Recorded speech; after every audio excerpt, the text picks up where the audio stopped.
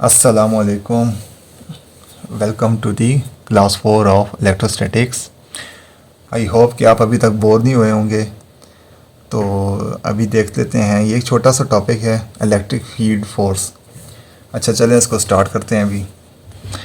तो हमारे पास जो बेसिक फोर्सेस ऑफ नेचर हैं, जैसे कि हमारे पास इलेक्ट्रिक फोर्स होगी, electric force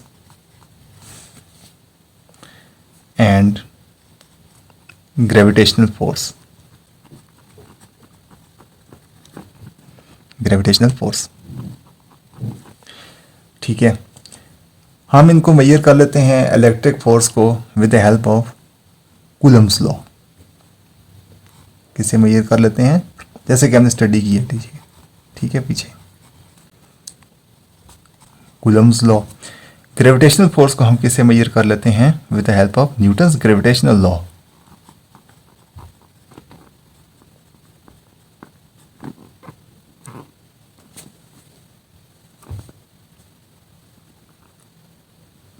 Newton's gravitational law, ये जो दो Coulomb's law and Newton's gravitational law, ये हमें किस चीज़ में हेल्प करते हैं बोथ। ये हमें हेल्प करते हैं इन measuring the magnitude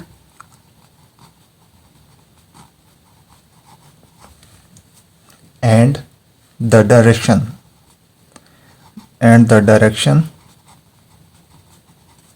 of these forces, ठीक है। These laws help us to find the magnitude and direction of electrical force and gravitational force. अच्छा, अब बेसिक क्वेश्चन हमारे पास ये है कि इन फोर्सेस का हमारे पास ओरिजिन क्या है, ठीक है। नंबर 1 क्वेश्चन हमारे पास ये है कि इन फोर्सेस का ओरिजिन क्या है हमारे पास। एंड नंबर 2 हमारे पास एक ये क्वेश्चन आता है कि how are these forces transmitted, ठीक है।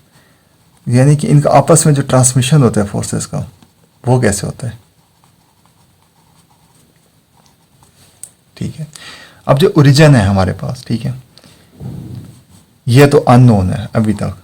हम इनको बस कंसिडर करते हैं कि ये बेसिक फोर्सेस ऑफ, हम इसको कंसिडर कर लेते हैं कि ये हमारे पास बेसिक फोर्सेस ऑफ नेचर हैं।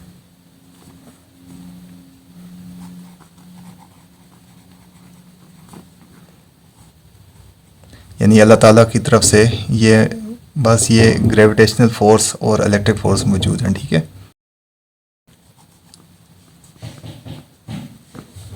अच्छा, अब सेकंड क्वेश्चन है कि हमारे पास ट्रांसमिशन, ठीक है। अब ये हमारे पास यानी कि इनकी आपस में ट्रांसमिशन कैसे होती है, ठीक है। यानी कि जिस तरह आप कंसिडर कर लेते हैं इलेक्ट्रिक फोर्स, ठीक है। अब एक यानी कि हम कंसिडर कर लेते हैं कि वन चार्ज, यानी कि 2 चार्जेस हैं अगर हमारे पास, ठीक है। 1 चार्ज टू अनदर चार्ज, ठीक है। ये हमारे पास कैसे ट्रांसमिशन होती है,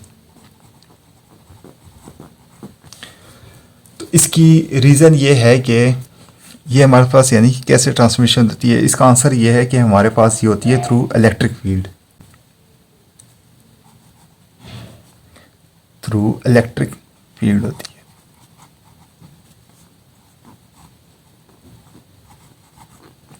अब इलेक्ट्रिक फील्ड हमारे पास क्या है, ये है इंट्रिंसिक प्रॉपर्टी ऑफ चार्ज। इसको मैं लिख भी देता हूँ यहाँ पे, लेकिन बस आप याद रख लें, इंट्रिंसिक प्रॉपर्टी ऑफ चार्ज,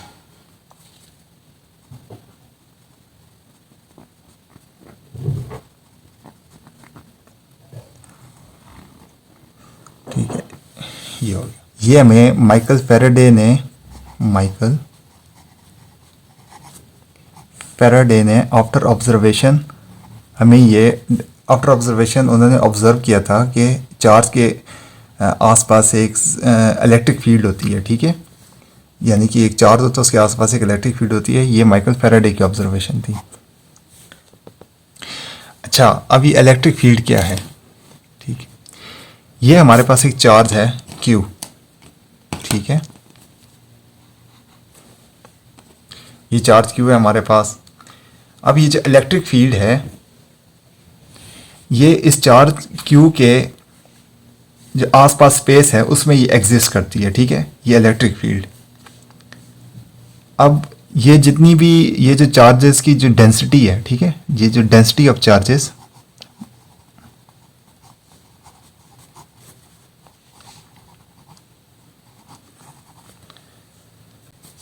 ये रिप्रेजेंट करती है स्ट्रेंथ ऑफ इलेक्ट्रिक फील्ड।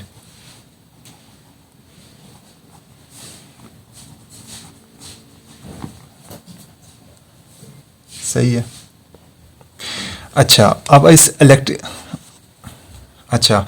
इस इलेक्ट्रिक फील्ड को टेस्ट करने के लिए, यानी कि इस इलेक्ट्रिक फील्ड को टेस्ट करने के लिए हम एक टेस्ट चार्ज Q, ठीक है, ये इससे बहुत छोटा होगा साइज में, Q0, ठीक है, ये इसकी एक अपनी भी इलेक्ट्रिक फील्ड होगी।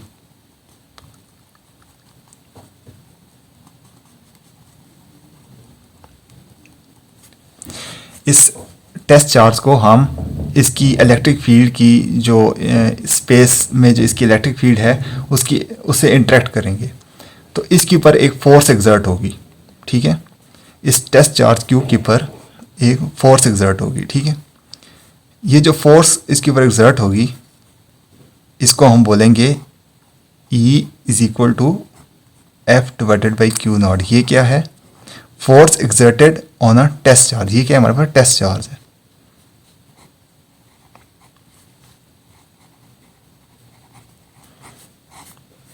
ठीक है, force exerted on a test charge. इसका हमारे पास, इसको हम बोलते हैं इलेक्ट्रिक फील्ड इंटेंसिटी।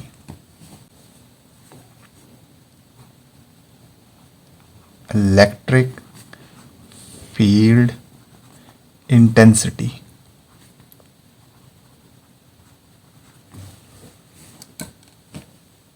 तो हमारे पास इलेक्ट्रिक फील्ड इंटेंसिटी क्या होगी? Force experienced by a test unit positive charge. इसका ऐसे यूनिट हमारे पास क्या हो जाएगा? न्यूटन पर कूलम्स। ये हमारे पास इसका ऐसे यूनिट हो जाएगा। अच्छा, अब ये जो टेस्ट चार्ज है, ठीक है, ये बीच में क्या हमारे पास है? फ्री स्पेस है। ठीक है, ये हमारे पास फ्री स्पेस है, तो ये हमारे पास क्या आ गई? Force exerted on a unit on a test charge is known as electric field intensity. तो फोर्स हमारे पास कौन सी हो जाएगी?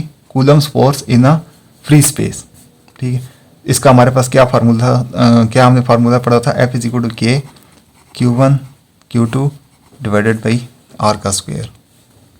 ठीक है, अब ये क्योंकि हमारे पास force is a vector quantity, ठीक है, तो यहाँ हमारे पास ये इसका मैग्नीट्यूड आ गया।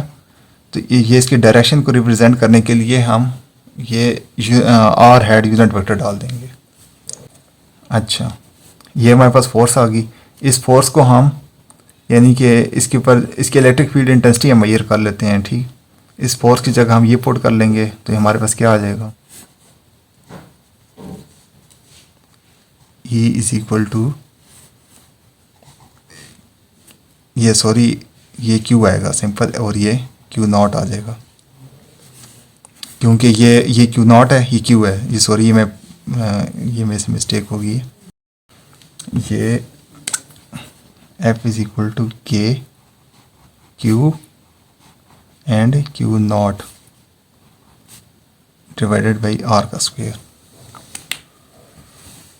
E इज इक्वल टू, ये फोर्स की जगह वैल्यू पुट कर ली, Q0 डिवाइडेड बाई R का स्क्वायर,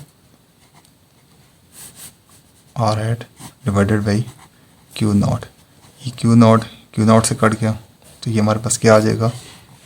के Q बाई R का स्क्वायर यूनिट वेक्टर R। इसको हम अगर ओपन करके लिख लेते हैं, ये देखें R हेड आ गया, तो हमारे पास ये भी वेक्टर क्वांटिटी आ गई। E is equal to k Q by R का स्क्वायर R हेड। ये हमारे पास एक क्वांटिटी आ गई।